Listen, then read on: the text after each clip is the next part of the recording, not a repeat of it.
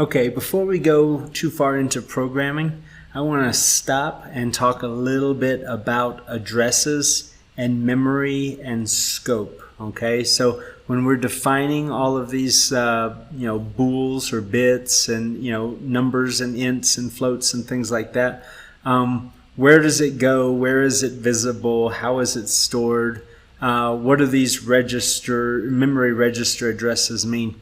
Well, something that you probably already noticed, but a couple of lectures back, I said, we were setting up some bits. I said, we're gonna set these up as queues. That's for internal memory. You know what? That was a brain fart. M is internal memory. Q is for outputs, and I is for inputs. I know that, but I just kind of wasn't thinking. Anyway, keep that straight in your head. For the demo project, it really didn't matter. Everything worked just fine anyway. So, whether I assigned those to the correct type of memory or not, it wasn't the end of the world. But I do want to show you a little bit more about how these addresses work and how memory is managed. So let's look back in here, and we're in a ladder environment. We're back in our main program block here. And I'm just going to pull down one of these normally open contacts. And, here it's saying it's looking for some kind of bool to be an input coming into this instruction. So we're going to call it, let's just, call it gen in, general input. We don't really have a better name for it. And you don't need to be following along with this part. This is just me kind of instructing. So for this section, you really don't need to be creating everything I'm creating and following along step by step. Obviously, if you want to, you can, okay? There's no law against it, and even if there was, most of us don't care. But anyway, really this is just kind of, me showing you how things are. When I right click on that, I'm going to click on Define Tag, and here we go. Now, we already know the data type for this. It has to be a bool because it's going into a normally open contact. That only accepts a bool, so the fact that it's there, the program isn't going to let me call it anything else. As far as what tag table I can assign this to, you see over here under PLC tags, I've got default tag table and add new tag table. For a big project, I can have several different tag tables just to help keep everything organized and straight up here so that it doesn't all just run together. Or for convenience sake, maybe I just want to put it all together and I use some kind of like alphabetical system to, organize everything so it all stays in clusters. There's a lot of ways to, organize these things, and there isn't a right or wrong way. Just because the feature is there that you can use multiple tag tables, that doesn't mean you have to, So I'll let you decide how you want to organize your projects, okay? But I do want to make you aware that that's there. So you can select which tag table, if you have multiple tag tables, while you're defining this thing on the fly, you can decide here which tag table to put that in. Data type, and come over here to section. Now this is what's interesting. Here's where we define different types of memory. Is this a global output, a global input, global memory, or local temp? Okay? Local temp means that this only exists in this block. Okay, it doesn't live anywhere else. I can't go into an HMI and look at it. I can't go into another program block and reference it. It only exists right here in main.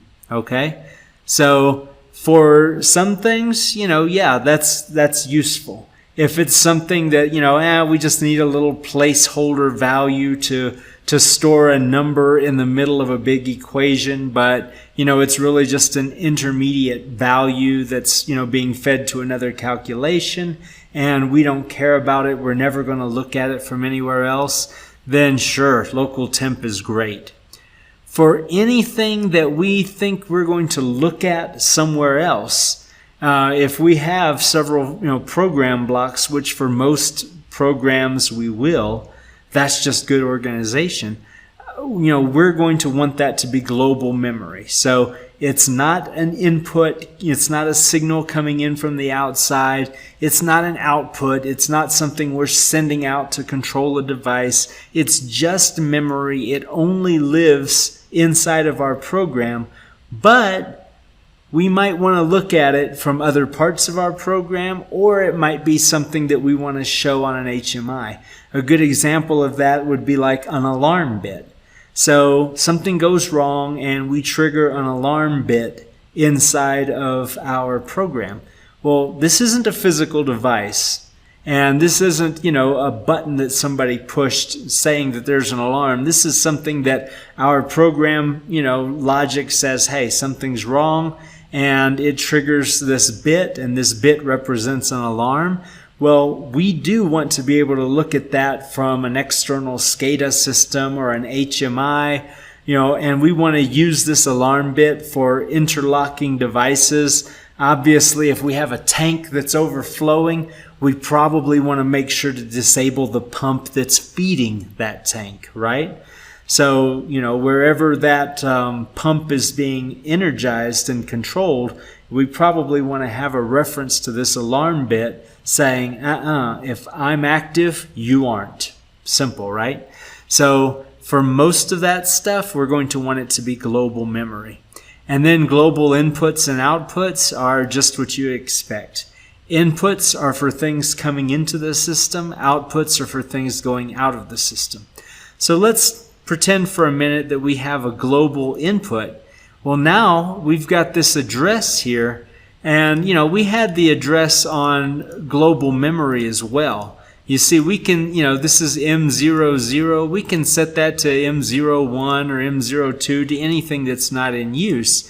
So we have a register address, but for inputs, it becomes a lot more important, because now this address represents wiring, okay? This is something that is physically connected to your PLC.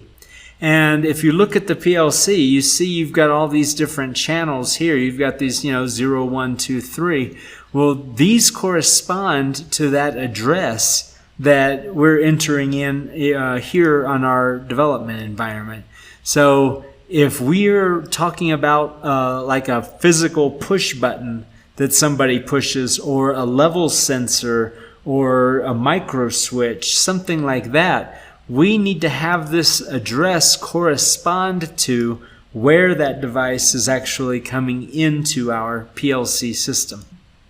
Now, let me come back over here into my program, and I'm going to bring down this assignment right here.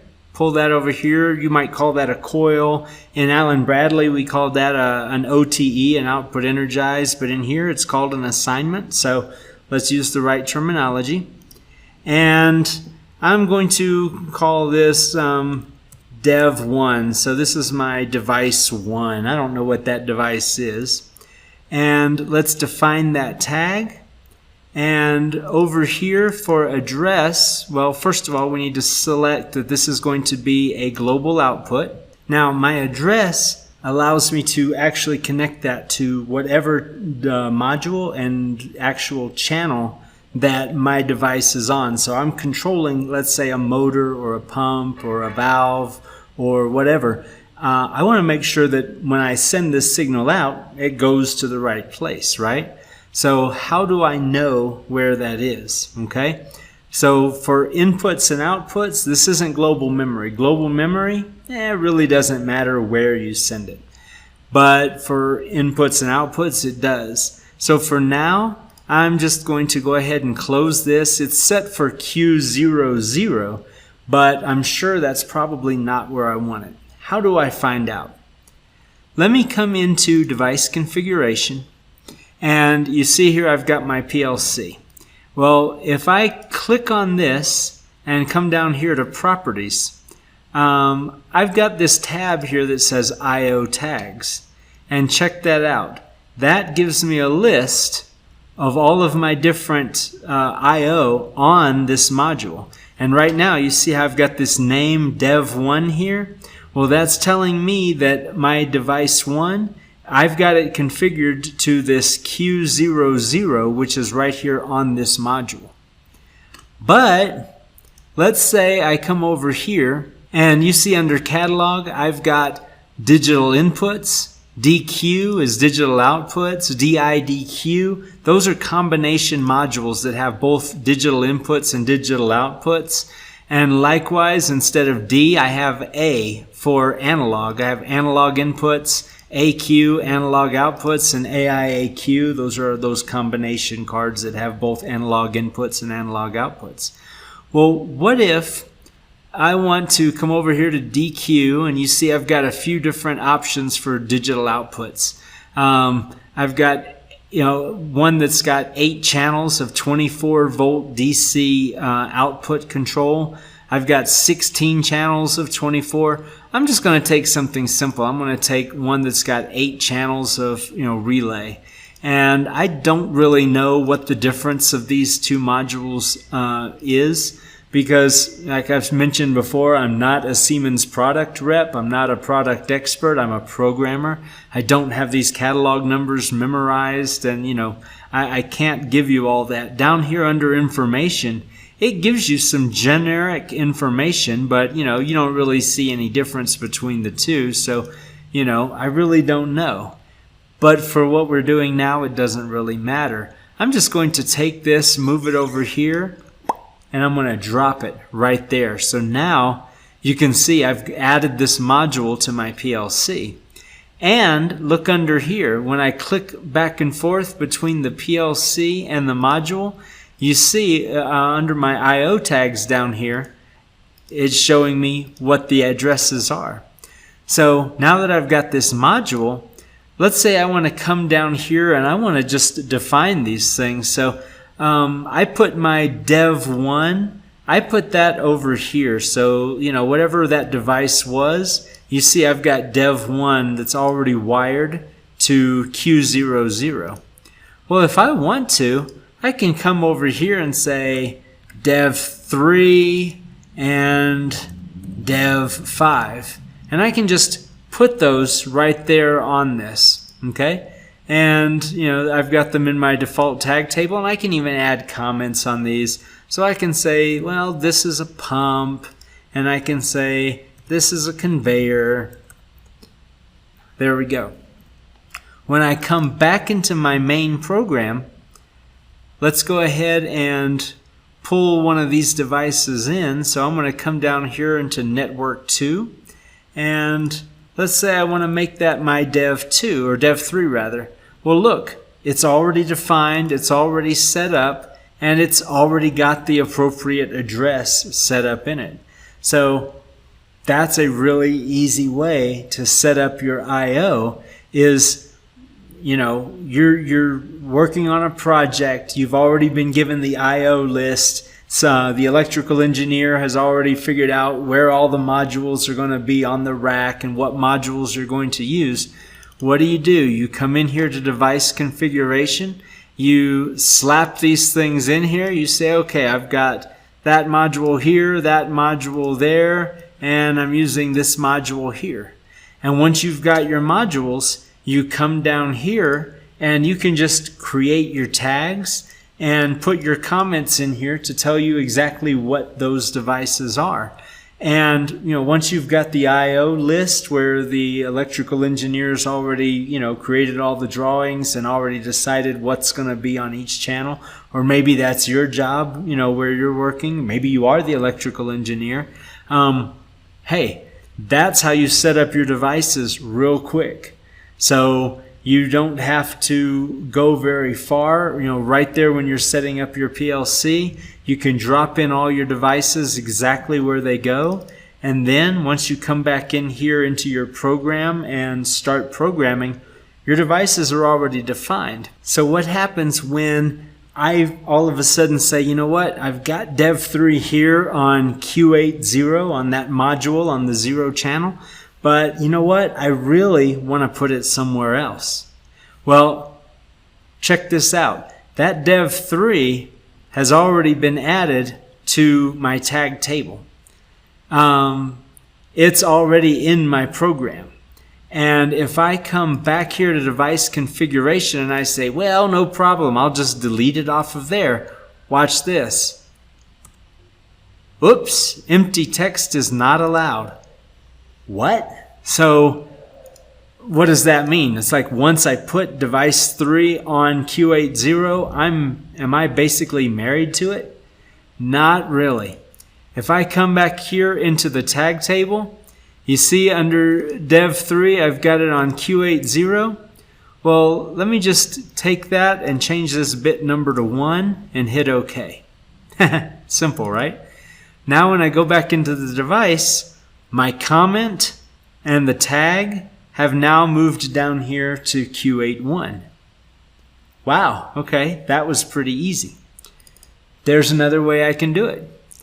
If I come over here, I can right-click on this dev3 and rewire the tag. And same thing, I can change this and say, well, now I really want it on channel 7. Change. Done. And same thing, when I go back here into my PLC, look at that. Now dev3 has popped all the way down here to 7. So that's it. That's really what I wanted to show you. You can create multiple tag tables to keep all these things straight. And you can, put your tags in there to organize them that way. You can associate these with devices and modules and channels for inputs and outputs.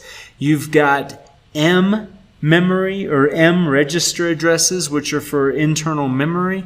You've got Q, which are for outputs. And then you've got I, which are for inputs. And once you've set something up on a device, you know now how to get in there and change it from one place to another.